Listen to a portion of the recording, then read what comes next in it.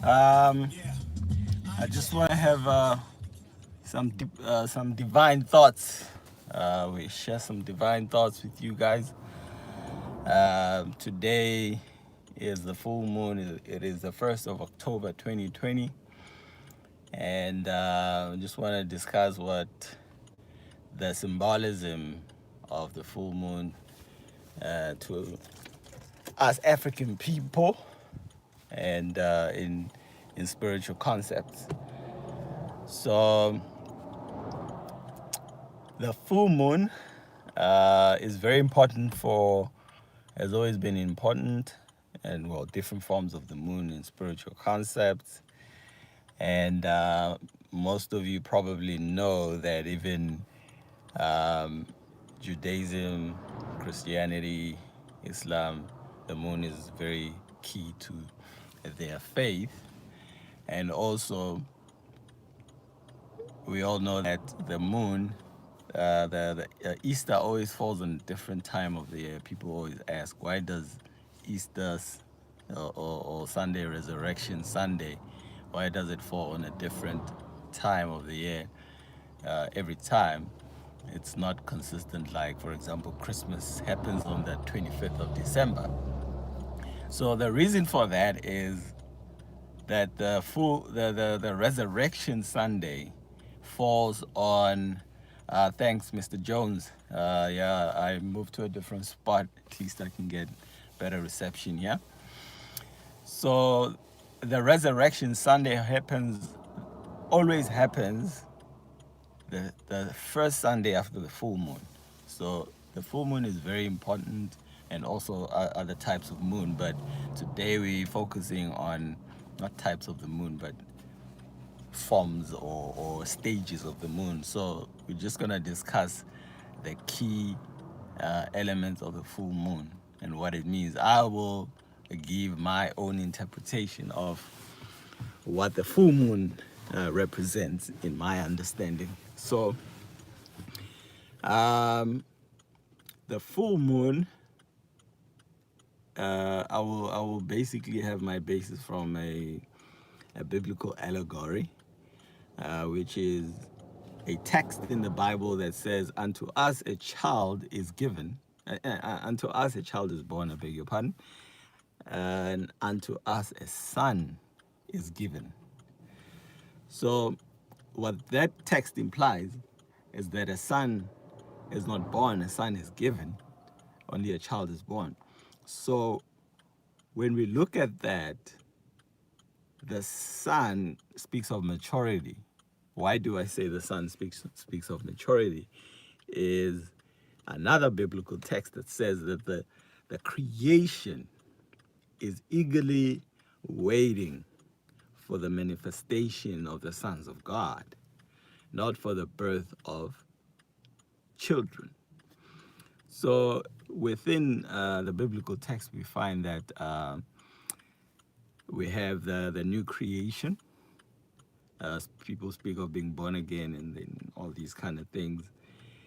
Now, the moon goes through a phase of from new moon, which is new creation, which is what you can equate to a child being born, and full moon, which is the manifestation of the moon. It's basically, you see the moon in and it's, you basically see the entire moon. How should I put it? It fully manifests as the moon. Therefore, that represents the manifestation of the moon. It's the full manifestation of the moon, other than when you see it in the crescent moon or you see it in half moon or whatever stage of the moon. This is the full manifestation of the moon. So it represents a maturity. So this is what the sons would represent, the sons of God. So we see the origin of the thought of this biblical text within the ancient African text in Kemet. In Kemet, we have Heru, that the Greeks call Horus. And we have two different Herus. We have Heru the elder, we have Heru the younger. Heru the younger being the child of Asa and Aset.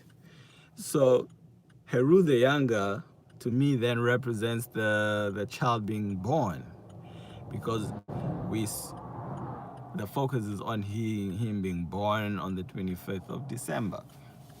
So now Heru the elder becomes then the mature, it's the mature uh, Heru. That is the sons of God. That is the full moon. So the difference for me between the two is like the Heru the younger is like the new moon, and Heru the elder is like the full moon. And we further read in the text that Heru the elder had two eyes, two types of eyes, two different eyes. The right eye was the sun, and the left eye was the moon. And these obviously they represent something very peculiar in spirituality. It ties up with this concept of the full moon being representing full consciousness. And the new moon is new consciousness. You are being born into a new consciousness. And the full moon is then the full consciousness. So now, during the stages of the moon, it starts with new consciousness, and then the final stage is full consciousness. Now, the difference between the sun and the moon, the people on earth basically mainly use the sun and the moon for light. And these two represent the two different types of consciousness. So within a 24-hour cycle, we have 12 hours of the sun and 12 hours of the moon. The moon shines the light at night. In the book of Genesis, it says the two great lights, the one great light being the sun, it rules by day, and the lesser light called the moon rules by night. Now, the consciousness that rules by day is your conscious mind, because you are awake, you are basically in charge of your thoughts. You decide what to pay attention to and things like that. And then your subconscious rules by night. When you are asleep at night, when you dream, it is your subconscious mind that takes over. It is your subconscious mind that rules by night.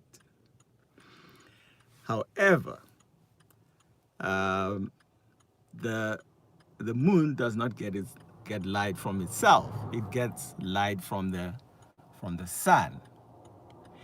And in the exact same manner, the subconscious mind does not originate thought.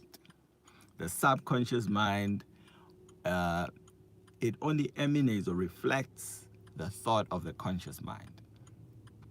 So when you dream, when you dream at night, that becomes the things you dream about, the things tend to reflect your conscious mind as well. So before you sleep, you might be thinking about something, and that thing then goes into affects your dream. People that are afraid of horror movies, of watching horror movies, are probably not gonna want to watch them at night because they're probably gonna have bad dreams. So that is because your subconscious mind is like the moon. It gets its light from the conscious mind. With that being said, the moon has a stronger gravitational pull than the sun.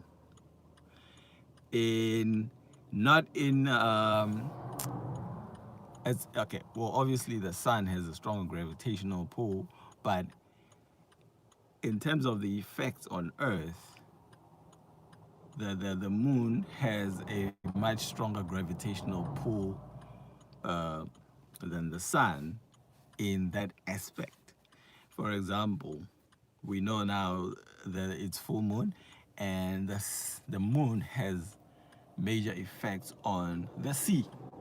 We've got during the full moon, there's usually a high tidal range between low tide and high tide. So the moon affects the great waters of the oceans. And as we know, our bodies are made of 60% water. We are 60% water. So the moon affects everybody. It affects your mood. It affects your consciousness.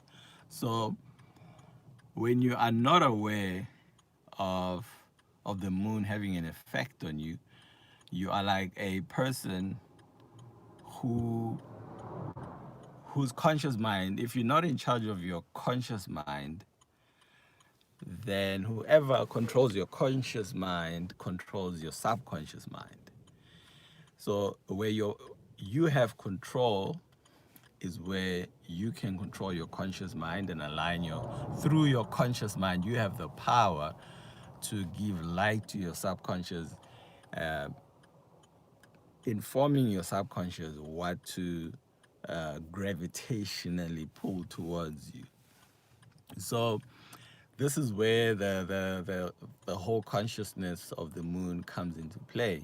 So now during this time of the full moon, there is very the gravitate. There are very powerful forces of the moon, as we gave an example of the ocean being affected by the moon.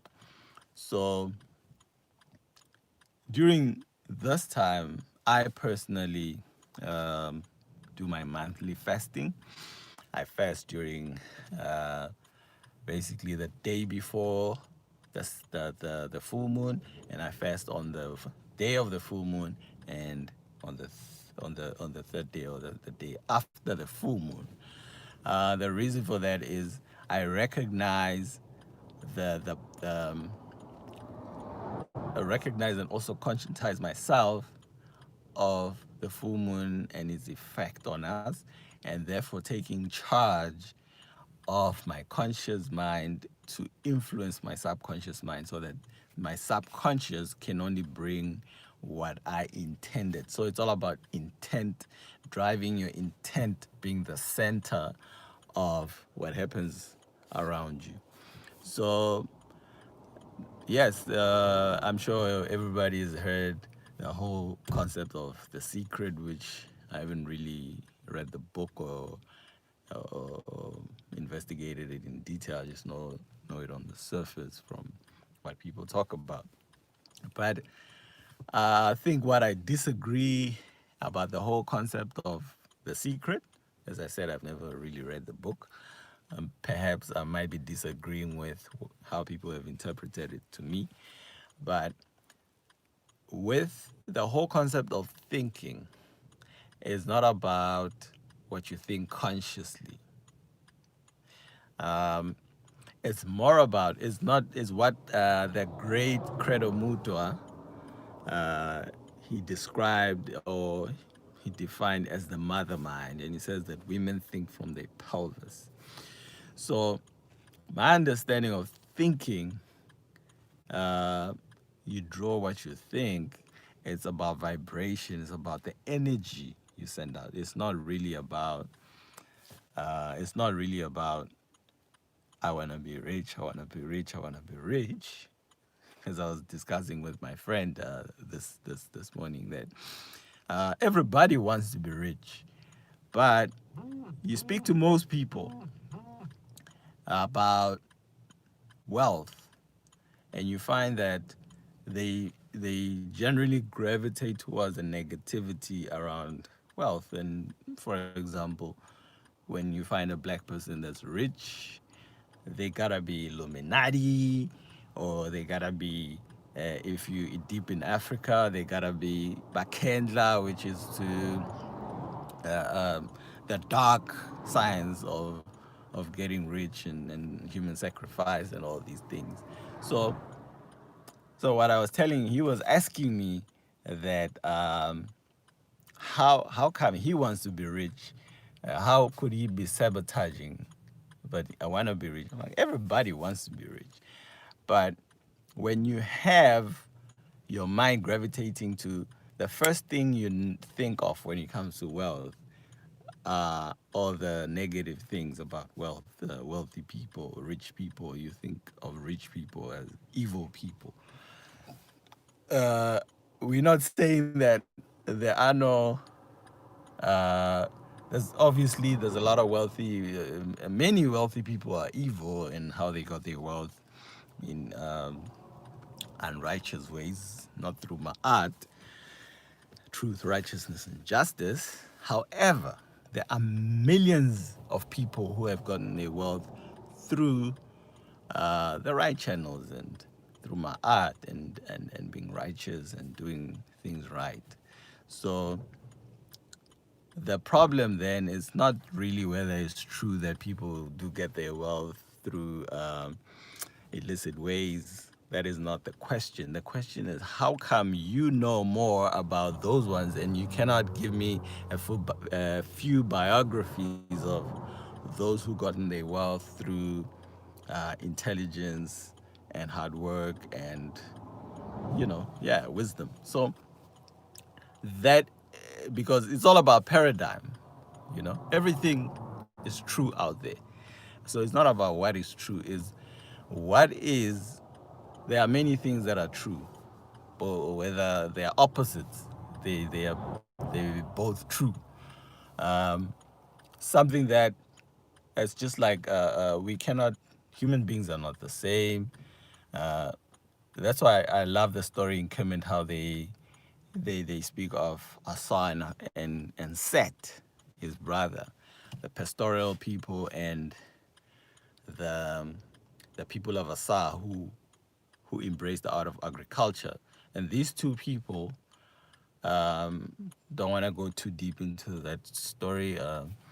It's another discussion for another day, but it speaks of two nations. There's always been two nations that have warred against each other: the pastoral people, who are nomadic people, and agricultural people. So agricultural people and pastoral people would generally fight over the grazing land. If I grow my crops and you're a nomadic person, your flock might eat my crops, which will make us fight. So now that goes deeper even in the spiritual concept. So when you look at the two, or which one is right, who's wrong, when you have two brothers fighting over, but your crop, your flock ate my crops, and the other one arguing that, but you are trying to limit my movement and my I cannot control my flocks. My flocks should eat wherever they want to eat. And now who's wrong? Obviously, from an agricultural perspective, the pastoral people are wrong, and from the pastoral people's perspective, the agricultural people are trying to control what should be natural, and you should let the land be free for everybody to move on. Um, so I'm bringing this in to show the importance of perspective. That sometimes it's not about what's right or wrong. It's which perspective do you choose? Which perspective do you gravitate toward? Because when we make the argument about there are also millions of people that are making wealth, creating wealth through the right channels and using their gifts. So now, when we look at these two, now I mean you have that's why you have some of the accusations become untrue based on the fact that there are people who have gotten rich through illicit ways. Therefore, everybody has gotten rich. There's even the saying that behind every fortune is a crime, which if so you have a lot of people that have that concept in their mind, that is they want to be rich because there is luxury in getting rich, or whatever your definition of rich is, but in having resource there is it makes life better, and everybody wants that. However, if your subconscious is aligned in such a manner that you associate resource and wealth with negativity, that's how you sabotage, you subconsciously sabotage your desire to be rich in that manner. So I just wanted to use that example and explain the power, because now it's no longer you get out there and you put in your work and you work hard and you put your plans in place, but things don't work out.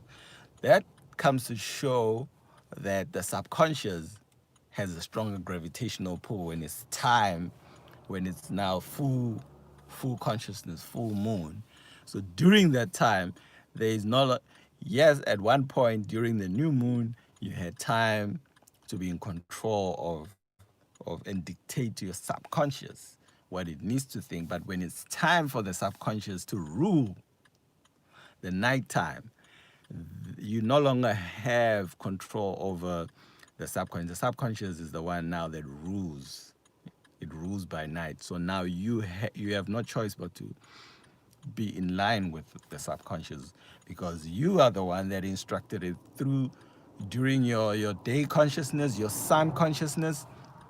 You that's the light you shone into the subconscious, and therefore at night the subconscious shines back that light. You cannot reject it and say, no, that's not the light I want.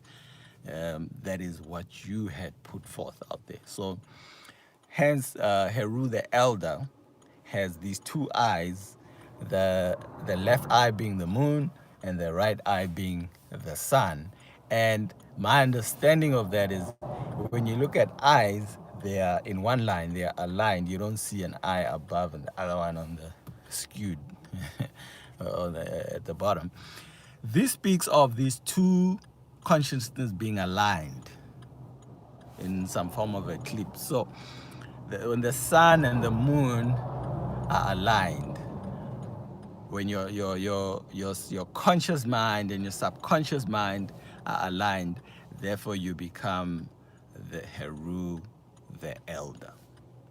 So yeah, before I make the video too long, those are just my some divine thoughts I wanted to share with the African family out there. And yeah, enjoy the full moon. Take advantage of the energy and use it to your advantage. Do not, because even the Bible tells you that a an idle mind is a workshop of the devil. So when you're not in charge of your conscious mind, you live it out for negativity to take charge, and therefore your subconscious will then yield you what you do not desire, which is negative. So it's time to use, we should always harness. African spirituality is all about harnessing energy. We harness, I mean, lately now the Western world has come to understand, and they speak of renewable energy. That is all ancient African concepts. We've always harnessed, even martial arts is all about harnessing energy, you know, not fighting energy and going against energy as the European would do. They're trying to kill nature, they're trying to control nature because they are afraid of anything they cannot control. The African way is not to control nature, is to align with nature. So when you align yourself with the energies of the universe, you unleash the power within yourself. All right, so that's it from me for now. Peace and blessings, and love and peace to everybody. Ashe.